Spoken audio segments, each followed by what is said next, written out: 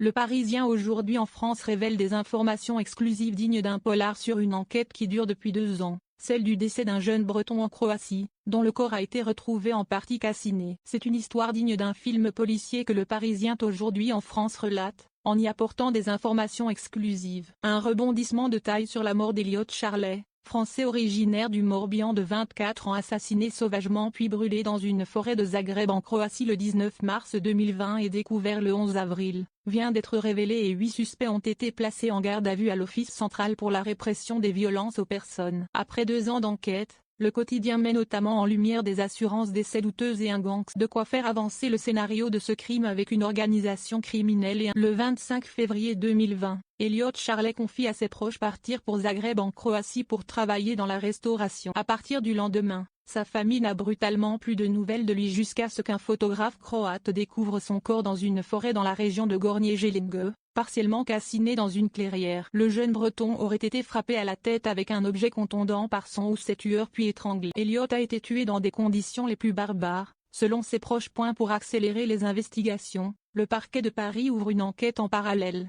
confiée aux policiers du groupe crime à l'étranger de l'OCRIVIP. Les enquêteurs français n'ont aucune trace du restaurant croate dans lequel Elliot était censé travailler et le jeune homme aurait parlé également de sa volonté de se lancer dans l'immobilier en Croatie. Mais ce qui intéresse le plus les enquêteurs français, 3 assurances d'essai auxquelles il avait souscrit entre 2018 et 2020, avec versement d'environ 1,2 million d'euros, 3 fois 400 000 euros, à un bénéficiaire en cas d'accident mortel, une jeune femme. Elle est la compagne d'un certain Erwan G, 45 ans, bien connu pour de multiples escroqueries surnommé le Madoff lyonnais. Cet homme avait croisé la route d'Elliot Charlet lors d'un banal covoiturage. Les pistes de théorie émergent. L'ex-escroc lyonnais est-il l'auteur de l'assassinat d'Elliot Charlet pour toucher le gros lot?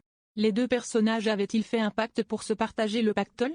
Mais un événement a pu contrarier les plans, comme une bande de 4 jeunes de Rosny-sous-Bois, Seine-Saint-Denis, proche d'un certain Yannick D, un ex-co-détenu d'Erwan G, bien connu des services de police, ou alors un homme originaire d'Europe de l'Est et domicilié dans l'Oise, qui aurait pu faire bénéficier à Erwan G de contacts parmi les tueurs à gages croates. Selon le Parisien aujourd'hui en France, 8 suspects ont été placés en garde à vue par les enquêteurs de l'Office central pour la répression des violences aux personnes, OCRIVIP, pour meurtre en bande organisée sur commission rogatoire d'un juge d'instruction parisien. Cette personne interpellée lundi et mardi en région parisienne et dans le Haut-Rhin.